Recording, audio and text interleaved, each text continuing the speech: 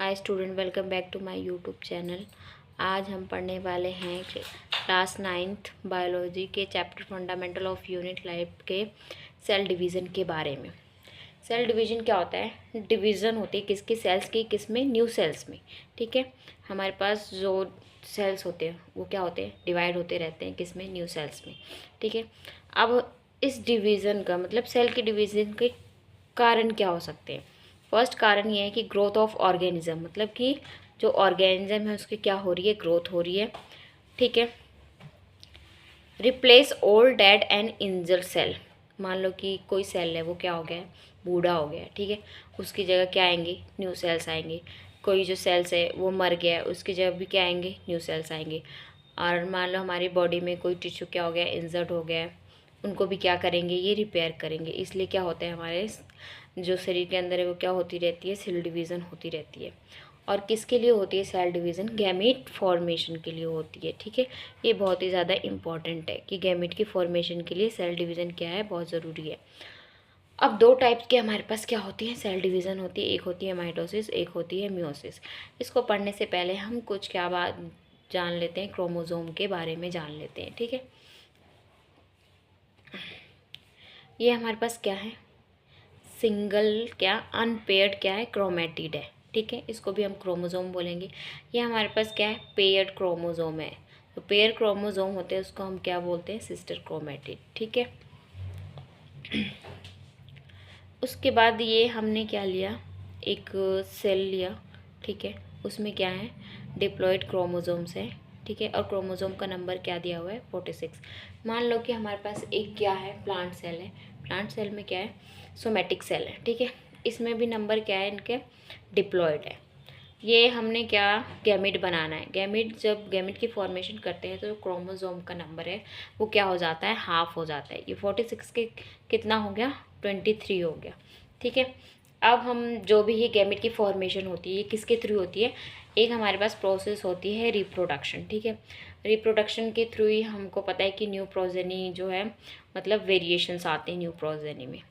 हम बात करेंगे क्या? रिप्रोडक्शन के बारे में। हमारे पास क्या है? एक है मेल पेरेंट, एक है फीमेल पेरेंट। ठीक है, रिप्रोडक्शन के करने के लिए हर ऑर्गेनिज्म के पास क्या होते हैं? रिप्रोडक्टिव ऑर्गन्स होते हैं। ये मेल पेरेंट है, उसके कितने हैं? 46 क्रोमोसोम है। ये फीमेल पेरेंट है, उसके कितने हैं? 46 क्रोमोसोम है। जो मेल पेरेंट है वो क्या रिलीज़ करता है? स्पर्म। और जो फीमेल पेरेंट है वो क्या रिलीज़ करती है? एग। ठीक है, 46 से इनका क्या स्पर्म कितना काउंट रह गया? क्रोमोसोम का 23। और 46 से एग का जो काउंट है क्रोमोसोम का वो कितना है? 23। ये आपस में क्या होते हैं? फ्यूज़ होते हैं, फिर बनाते हैं क्या? डिप्लॉयड जाइगोट बनाते हैं। उसका भी क्रोमोसोम नंबर क्या होता है? 46 होता है। ठीक है, अब हम बात करने वाले हैं किसके? माइटोसिस के बारे में। माइटोसिस में क्या है? ये हमारे पास क्या है? पेरेंट सेल है। ठीक है, ये हमारा क्या है? पेरेंट सेल है। और ये कैसा है? डिप्लॉयड है। ठीक है, अब जो इसके क्रोमोसोम, इसमें कितने क्रोमोसोम प्रेजेंट है? 2 क्रोमोसोम प्रेजेंट है। ये क्या बनाएगा? एक सेल बनाएगा।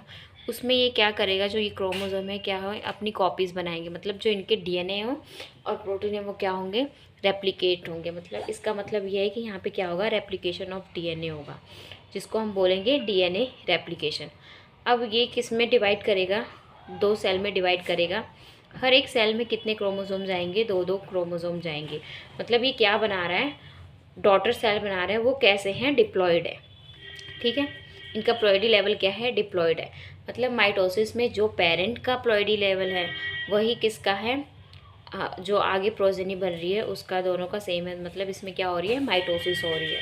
ठीक है, उसके बाद ये क्या है? हमारे पास 2 सेल है। ये 2 सेल किस में डिवाइड हो रहे हैं?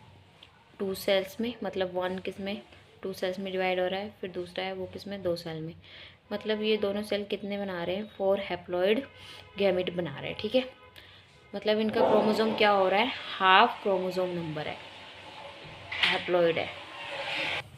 अब हम किसके बारे में कर लेते हैं? डिफरेंस कर लेते हैं किसके बीच में? माइटोसिस और मियोसिस के बीच में।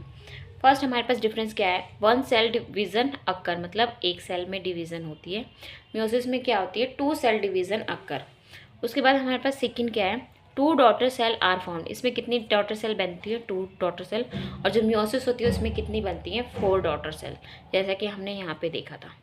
ठीक है, उसके बाद हमारा है कि जो डॉटर सेल्स हैं वो कैसी होती हैं? डिप्लॉयड होती हैं। ठीक है, मतलब प्लॉयडी लेवल उनका जो होता है 2n होता है।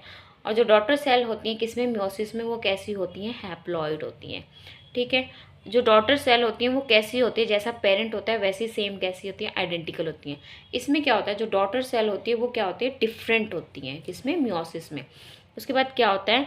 Occur for growth and repair of tissue. Mitosis किसके लिए होती है?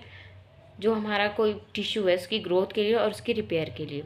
और मियोसिस किसके लिए होती है? गैमीट फॉर्मेशन के लिए होती है। मतलब कि जो गैमीट की फॉर्मेशन है वो किस प्रोसेस के थ्रू होगी? सिर्फ मियोसिस के थ्रू ही होगी। ये क्या बहुत ही इंपॉर्टेंट है। Thank you.